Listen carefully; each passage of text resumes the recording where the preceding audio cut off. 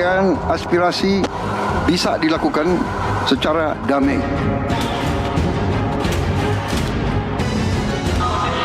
Silahkan sampaikan aspirasi yang murni dan tuntutan dengan baik dan dengan damai. Kami pastikan akan didengar, akan dicatat, dan akan kita tindak lanjuti.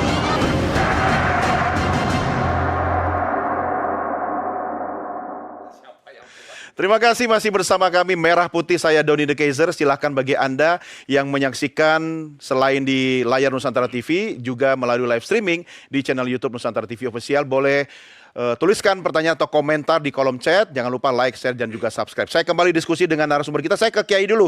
Kiai Marsudi, untuk menyampaikan pendapat itu kan sebenarnya ketika disampaikan dengan cara-cara yang santun, ya kan, dengan cara-cara yang beradab, tentu diharapkan tidak akan menimbulkan kerusuhan. Tapi kalau yang disampaikan itu kemudian nggak pernah mau denger, orang sudah gedek, udah malas gitu, wajar nggak sih Kiai kalau kemudian akhirnya jadi membuncah dalam sebuah kerusuhan menurut Kiai? Ya, memang ya. Psikologinya kita di keluarga saja, anak kita minta sesuatu yang kemudian kita abai atau tidak pernah kita tengok dan tidak pernah kita urus dengan baik. Ya. Kalau anak kecil bisanya nangis kan, setelah nangis itu bisa guling-guling itu namanya protes. Iya. Nah kalau sudah suami atau istri yang tadinya itu dengan kata-kata biasa mintanya nggak ditanggapi, dengan apalagi sudah dengan kata-kata nggak ditanggapi itu, kadang-kadang penggorengan aja bisa terbang kan, Iya. itu di rumah. Itu kalau istri Itu di marah ke rumah. suami, Kiai. Kalau suami marah ke istri, kalah, diem aja. Ya, ini saya tahu nih, Itu istri saya nonton ini, jadi saya nggak berani. Nah maka ajaran agama gimana coba sih yang tepat? Gimana Kiai? Yang bagi li sultani ayastami'a ila saka wa ra'yah. Ini penting. Seharusnya penguasa atau pembuat kebijakan untuk mampu mendengarkan keluhan rakyatnya. Ya. Mendengarkan loh. Lah, tapi kalau mendengarkannya itu setelah pakai, kalau anak kecil sudah guling-guling nangis, Baru didengar. kalau istri sudah ngelempar Panci. piring, nah gitu kan. Lah itulah masalahnya. Maka diharapkan untuk mampu mendengarkan itu ya jangan sampai ketika dosisnya sudah naik marahnya. Oke. Nah ini, maka satu ini jadi seharusnya pembuat kebijakan itu satu mampu mendengarkan. Syukur-syukur mendengarkannya dengan senyum dan ada tempatnya. Coba nanti diprogramkan setiap DPR, DPRD itu mempunyai tempat yang ada tempat duduknya untuk bisa tukar kaweruh, diskusi, dialog, menyampaikan pendapatnya di situ sambil dikasih kopi. Itu Iya. kira-kira. Jangan lupa Itu kan- asbaknya Kiai. Termasuk Selesai itunya. persoalan. Nah itu kan nyaman, itu satu. Nomor dua, Ya. wa yatafaqqada ahwalahum. Setelah mampu kita mendengarkan mereka, apa keluhannya, maka harus mampu memperhatikan. Sesungguhnya mereka sampai demo itu sesungguhnya apa sih latar belakangnya? Orang latar belakangnya bahwa ekonomi lagi sulit, nyari kerjaan sulit, Ya. ininya sulit. Ditambahi ada kelihatan di depan mata orang yang lagi foya-foya. Ya, pamer, Padahal flexing. Untuk foya-foyanya itu juga dari narik pajak dari kita-kita, dari rakyat yang PBB-nya saja baru dinaikin sampai 400.000%. Nah, disitulah kira-kira maka Iya. wa yatafaqqada ahwalahum, mampu untuk memperhatikan mereka, dilihat situasinya kayak apa. Itu nomor dua. Ya. Yang ketiga? nomor tiga ini penting sekali. Wa ya'mala bimuqtadul adli, mampu untuk bertindak berdasarkan keadilan. Jadi nimbangnya itu dengan keadilan. Ya. Nimbang salary, nimbang gaji, itu juga dengan keadilan. Kayaknya kan gapnya itu jauh sekali gitu. Ya. Mau beli gorengan tempe yang tek saja sudah susah. Wong kemarin itu diambil pajaknya untuk PBB gitu kan. Iya. Siap. Itu Ya. kira-kira. Baik, Nah, Kiai. ini harus mampu mendengarkan. Ya. Nah, ketika dua-duanya juga saling memikirkan bersama,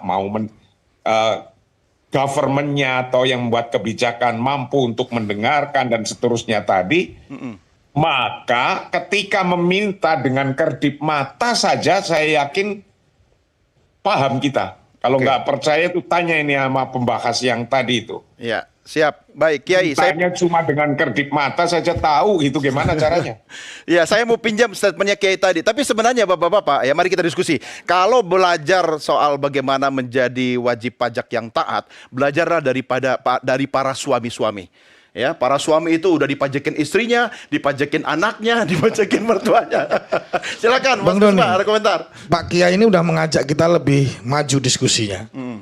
Jadi contoh anggota DPR, ini kita ngomong anggota DPR, nanti ada masukan soal eksekutif juga. Rumah aspirasi ya. Ya, langsung aja ngomong nih ke anggota DPR. Kan baru satu nih kan Oke, disiarkan. biar disampaikan ke kawan-kawan jadi, yang lain.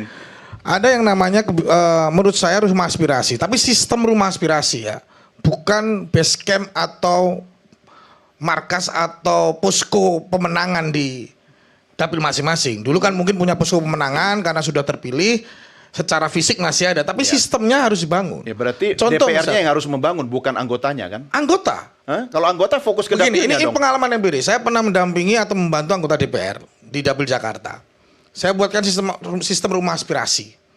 Setiap bulan kami buat buletin, saat itu memang belum begitu, sosmed belum begitu kencang ya. Kita buatkan buletin untuk dibagi di dapil setiap kali reses. Setiap bulan kita paparkan penggunaan gajinya, uang resesnya.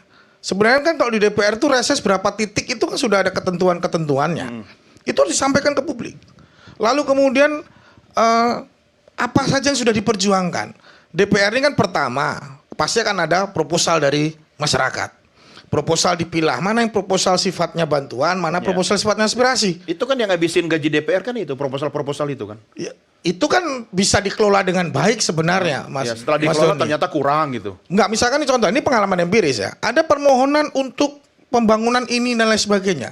Bukan tugas anggota DPR bantu pembangunan jembatan dan lain sebagainya. Kalau sekedar donasi oke. Ya, diarahkan Tetapi bahwa kepada- diarahkan berkomunikasi dengan gubernur, dengan bupati. Nah, sistem itu yang harus dibangun secara konkret. Ini harus terbuka.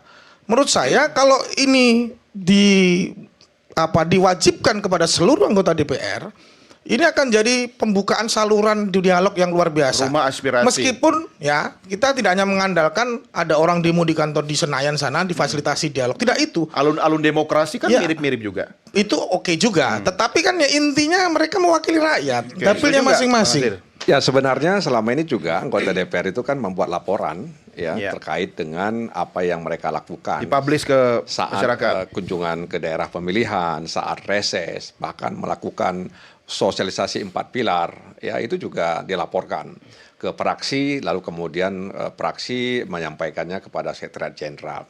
Dan itu kan juga ada audit dari Badan Pemeriksa Keuangan.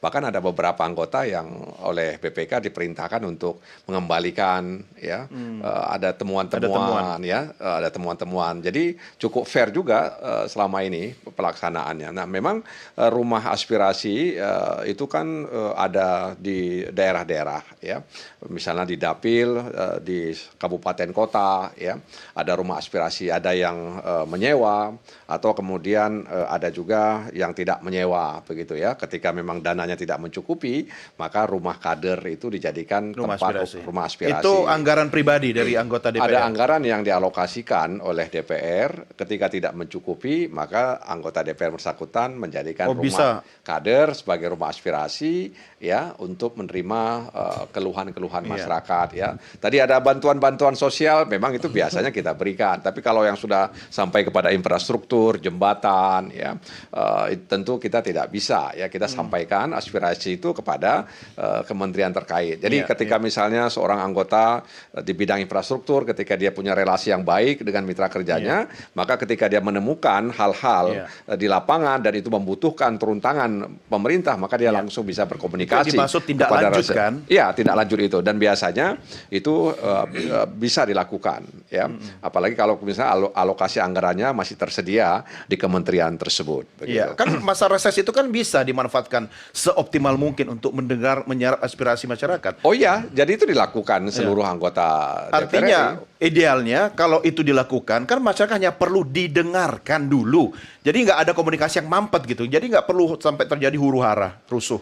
Iya, jadi sebenarnya ini yang saya katakan tadi kan bahwa ada upaya untuk meningkatkan kapasitas dan kualitas komunikasi tadi itu. Anggota dewan. Ya, Berarti kompetensi mendengarnya anggota dewan kita ini yang perlu dikritisi dong. Iya, jadi kan tentu dengan latar belakang yang berbeda-beda ya.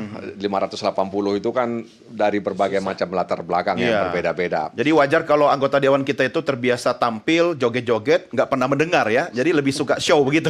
Ya tidak juga seperti itu. Nggak semuanya kan begitu, Bang Doni. Bang. Maksud saya yang disampaikan Bang Nasir, saya yakin betul 580-nya anggota itu tidak melakukannya semua. Karena juga pasti masih ada. Maksud saya memang harus dibuatkan sebuah ketentuan yang ketat soal itu. Rumah aspirasi bukan fisik ya, sistem rumah aspirasi yang betul-betul masyarakat itu kan kalau mau, beda dengan DPRD kabupaten kota. Beliau buka pintu pagi-pagi sudah ada masyarakat yang kemudian menyampaikan pandangan aspirasinya. Tapi karena beliau di Jakarta, harus ada sistem di Dapil. Nah makanya saya beranggapan ya bahwa kalau case by case mungkin ada anggota DPR yang memang melakukan itu. Tapi 580 saya aku yakin tidak semuanya melakukan itu. 4 pilar misalkan.